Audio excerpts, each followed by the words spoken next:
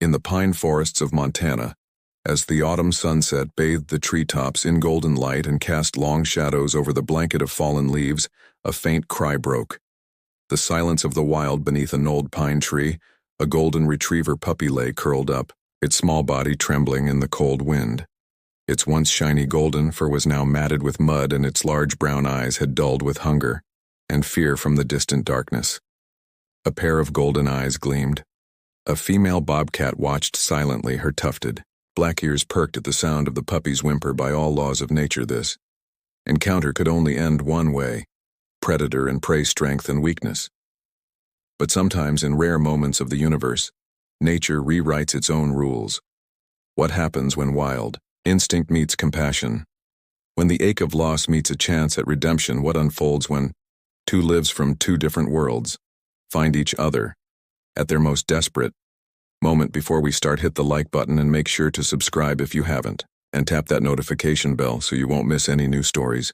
Morning light filtered through the cracks of the wooden cabin, waking Maria Alvarez from a short sleep. At 45, the wildlife researcher was no stranger to sleepless nights and early mornings. Her black hair, strewn with gray, was tied neatly behind her head, and her sun-weathered face bore the fine lines formed from countless hours spent observing in the field. Maria reached for her first cup of coffee, her deep brown eyes scanning the computer screen displaying GPS tracking data. That's odd, she murmured to herself, eyes fixed on the blinking red dot on the map. Luna has stayed in the same spot for 3 days straight. Maria's small research station sat on the outskirts of Glacier National Park, a modest wooden cabin nearly overtaken by modern scientific equipment. The ceiling fan creaked as she passed through the living room to her desk, where her research journal lay open 4 years ago. Maria had begun studying the behavior of bobcats in the area, and Luna, a 3-year-old adult female, had become her favorite subject. Maria had fitted Luna with a GPS tracking device a year ago, and since then, she had mapped in detail the wildcat's hunting behavior, territorial range, and movement patterns. But the recent data was unusual. Luna, who typically roamed up to 5 meners a day in search of prey, had suddenly become stationary. "That's not like you at all, Luna," Maria said, glancing out the window where gray clouds were gathering over the mountain range. Winter had come early this year. Temperatures had dropped below normal, and the first snowstorm was on its way, about 15 miles away in a small house in the town of West Glacier. Jake Peterson was struggling to explain to his 4-year-old son why the golden puppy he loved so dearly wasn't there when he woke up. "You remember what the doctor said, Ethan?" Jake said, trying to hide the guilt in his voice. "You're severely allergic to dog fur. Max had to go away. But I love Max."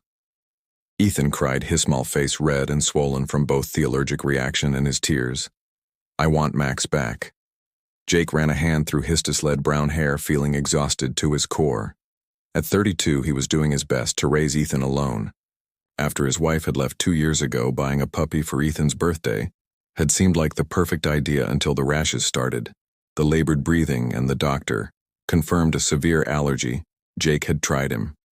Really had he called 5 different animal rescue centers, but all of them were full. Autumn, they said, was a terrible time to find homes for puppies.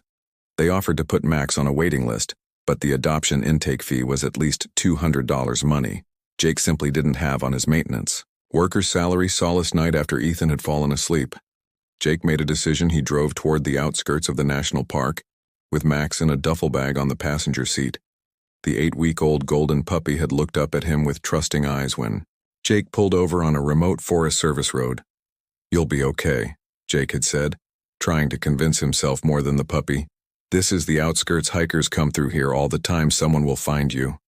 He gently sat Max down, gave the puppy one last stroke on the head, then turned away before he could change his mind. Max's soft, whimpering cries had followed him all night, haunting his brief moments of sleep. Now looking into his son's tear-streaked, bloodshot eyes, Jake wondered if he could live with the choice he had made deep in the forest. Luna was grappling with a pain of her own from a high perch on a rock near Herden. The bobcat surveyed her territory with sharp amber eyes, her tawny, fur-dappled, with black spots blended perfectly with a canvas of autumn leaves, rendering her nearly invisible to the naked eye. 3 weeks ago, Luna had given birth to a litter of 3 kittens in Aden, tucked beneath a large outcropping of rock, the den lined with dry, Leaves and animal fur provided warm shelter from the elements and potential predators. But 1 week ago, an unusual heavy rainstorm had triggered a flash flood through the narrow valley below. Luna had tried to carry her young to higher ground, but the water rose too quickly. She was the only one who survived. Now instinct pushed her to hunt, to patrol, to move on. But the ache was still raw. She often returned to the empty den, every sense straining to detect the cries of kittens she would never hear again. Luna's ears perked up as a strange sound drifted on the wind. A faint cry higher than a rabbit's but lower than a bird's. Curiosity stirred. Within her she slipped down from Tharok and began moving toward the sound. Each step utterly silent on the forest floor. Blanketed with leaves, this was how. Bobcat survived, silent, curious, alert. Luna's nose twitched as she drew closer. The scent was unfamiliar. Not rabbit, not mouse, nor any usual prey. There was a faint trace of human, but also something else, a creature she had never encountered before, yet something in that fragile cry stirred something deep within her, something that reached beyond the divide of species. Luna crept to the edge of a small clearing where the roots of an old pine tree had risen above the ground, forming a natural shelter, and there, curled up in a hollow at the base, was Max, the 8-week-old golden retriever puppy, trembling from hunger and cold. Luna's first instinct was to strike or flee. This was a creature tied to humans, and every instinct in her told her to stay away. But when the puppy lifted his head and their eyes met, something shifted. Max, too weak to be afraid, let out a faint whimper, and that sound, along with his trembling body, triggered a deep response within Luna. It was the sound her kittens had made, a primal call to a mother that nature had etched into her soul.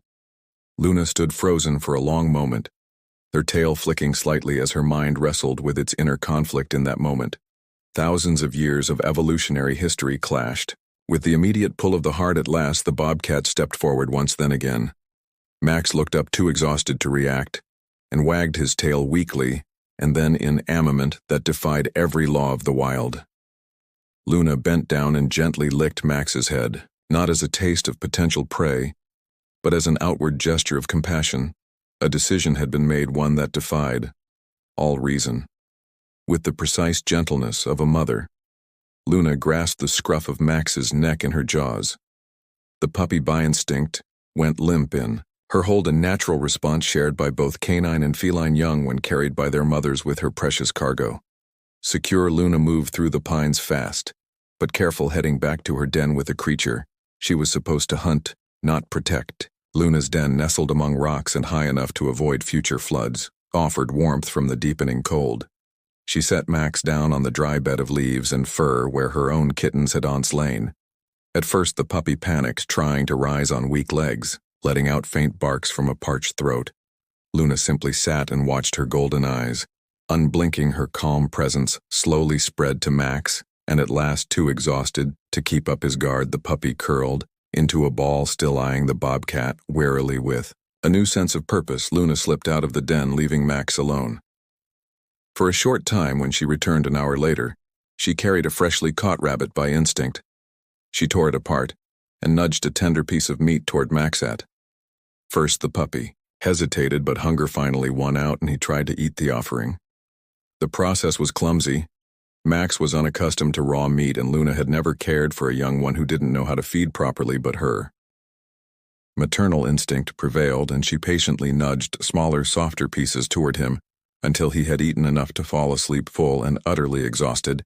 Back at the research station, Maria stared at the computer screen with a skeptical expression. "This can't be right, Pooh," she murmured. The data showed that Luna had made a sudden trip in the afternoon, hunted quickly, and then returned to the exact same location. "Bobcats don't behave like this, not nesting mothers," she tapped, a few keys pulling up an older data file, just like when she had kittens, but they were lost in the flood last week. A hypothesis began forming in Maria's mind. Perhaps Luna had found a surviving kitten, or had even adopted one abandoned from another litter, rare, but not unheard. She decided to keep a closer watch. "I'll install a camera tomorrow," she said, shutting her laptop and gazing out the window where the season's first snow clouds were gathering on the horizon. Over the next 2 weeks, a strange and profound bond took root within the Rocky Den. Under Luna's care, Max gradually regained his strength. The puppy learned to eat the food Luna brought back, though, He still struggled with tougher or larger pieces. Luna, for her part, began altering her hunting patterns, choosing smaller, softer prey that Max could handle more easily each day. Luna taught Max essential lessons for survival: how to move silently through the forest, how to sense shifts in the wind, how to hide when larger animals passed by. Max absorbed these lessons eagerly. His bred intelligence, combining with the training of a native predator, it was a comical sight. The clumsy puppy trying to mimic the low stalking gait of a bobcat. But he gave it everything he had, yet by the end of the second week, reality began to assert itself. Though Max was stronger, he still struggled to digest raw meat. Consistently, his nutritional needs were different from what Luna could naturally provide, and with winter fast approaching, Luna, through her innate intelligence, seemed to recognize that her den would not be a sustainable home for a child not of her kind. Maria had been obsessively reviewing the tracking data, and she'd installed 2 small cameras near Luna's location, hoping to catch a glimpse of what was going on the 4th day. She checked the memory card, and what she saw left her frozen in place. Luna stepping out of the den, followed by a slightly older golden puppy. "This is unbelievable," she whispered, watching the footage again. "And again she's adopted a puppy." She immediately called her colleague at the University of Montana, who was skeptical. "Maria, bobcats don't adopt dogs," said Dr. Alan Ramsey over the phone, his tone full of doubt. "You probably misread. The footage could be a light-colored foxkeet or even a young mountain lion." But Maria knew what she had seen. "I'll send you the footage, Alan. This is unprecedented. We need to document this." In the following days, Maria installed more cameras and even began moving cautiously closer to the den, careful not to disturb the usual pair. She wanted to understand more about this bond, how 2 species with a natural predator-prey relationship could develop such an extraordinary connection. Meanwhile, weather forecasts had become increasingly serious. A major snowstorm was forming, expected to bring sub-zero temperatures and heavy snow. Maria grew concerned for both Luna and the puppy in the den. Luna too sensed the shift in the air, the falling temperatures, the icy gusts sweeping through the forest, and the other animals either migrating or hunkering down for winter. She began storing more prey and spent longer stretches curled up beside Max, but her instincts warned her of the trials ahead. On one especially bitter morning, as the first snowflakes began to fall, Luna stood at the mouth of the den, gazing out at the forest, turning white. Max, now stronger, but still lacking a winter coat, lay shivering inside his thin fur, no match for Montana's brutal cold. A conflict raged within Luna. Her survival instinct told her Max wouldn't last through the winter, even with all her hunting skill and sheltering presence. This domestic pup simply wasn't built for the harsh wilderness to come. Luna had sensed the scent of humans in Theoria. Closer in recent days, normally she would have shifted her territory to avoid contact. But now, in this extraordinary situation, a new instinct began to take shape. The decision was made with familiar gentleness. Luna gripped Max by the scruff of his neck and began the journey. Instead of retreating deeper into the forest, she moved toward the human scent, toward where she felt Max might have a better chance of survival. Maria was sitting in her cabin reviewing the data from the previous night when her computer let out soft beep signaling Luna's movement. To her surprise, the bobcat was heading toward her property. "No way," she whispered, grabbing her binoculars and coat. "Bobcats don't come this close to humans outside." The snow was falling heavier now, a white curtain covering the forest. Maria moved carefully to the edge of the yard, eyes scanning for any sign of movement. And then she saw it. Luna moving with unheard of caution through the sparse forest, carrying Max in her mouth. Maria stood motionless, holding her breath. She knew that one wrong move could ruin this moment forever. Through the binoculars, she saw Luna pause at the forest's edge, about 50 yards from the cabin, with remarkable gentleness.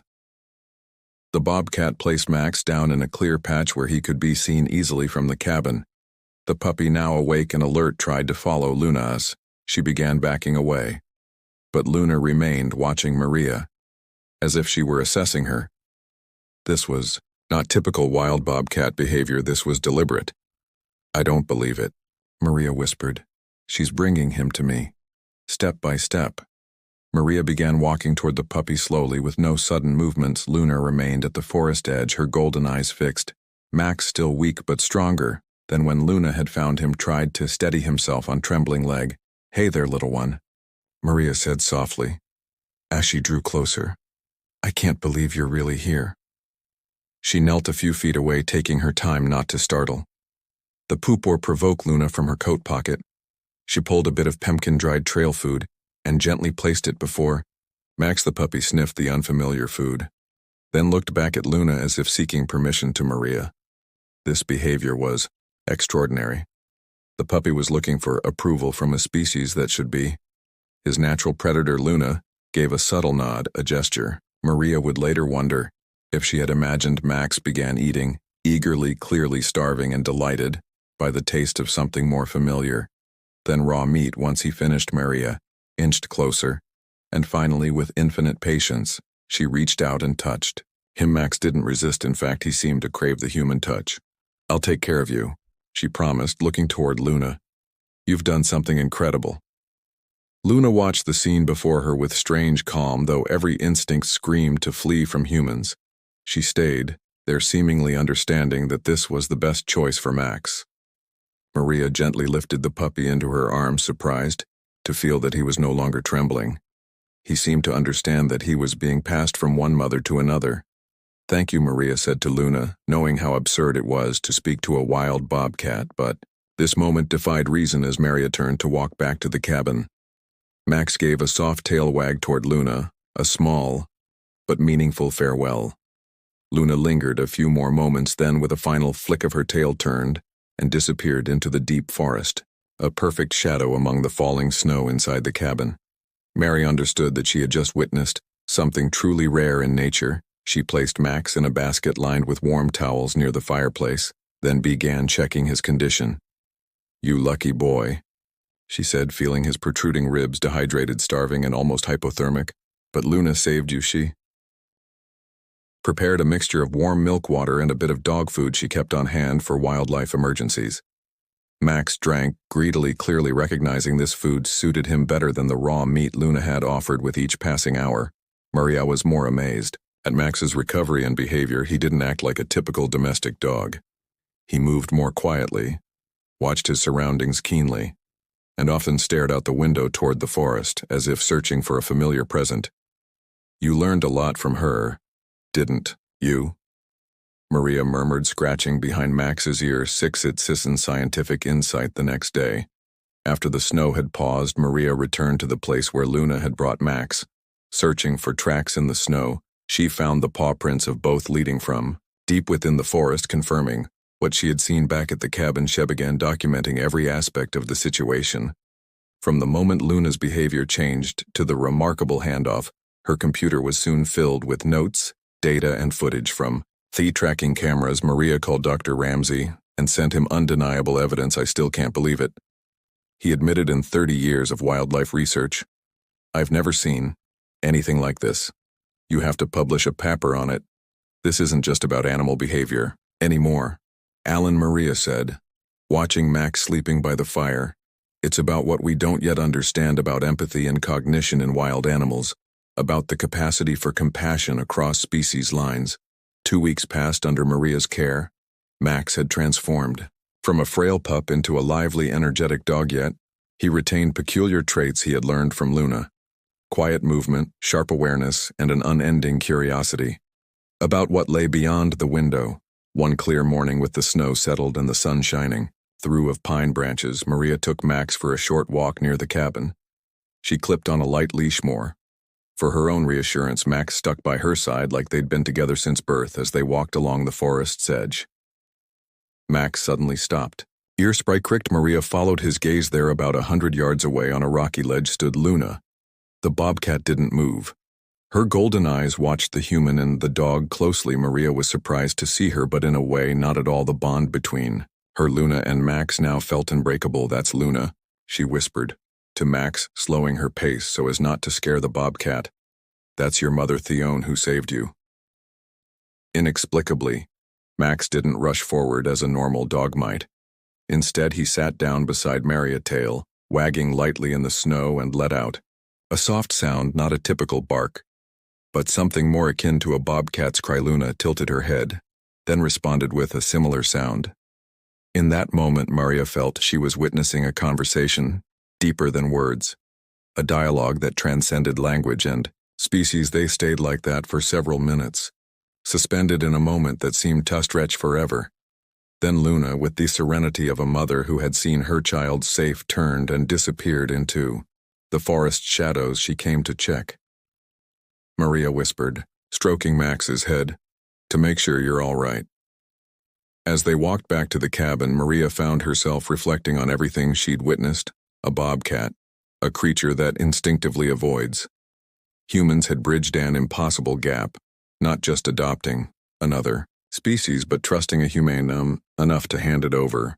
We're so lucky, she told Max as they sat by the fire that evening, to have been part of something so rare and beautiful. Over the following month, Maria worked tirelessly to document Luna and Max's story. Her paper, titled Cross-Species Bonds, a case study of maternal behavior between a bobcat and a domestic dog, sparked heated debate in the scientific community. Many were skeptical, some even called it a hoax. But the videos, the data, and Max himself with his unique behaviors convinced even the harshest critics. Your findings force us to re-examine assumptions about predator-prey dynamics, Dr. Ramsey wrote in a peer review, and perhaps more importantly about empathy and conscious decision-making.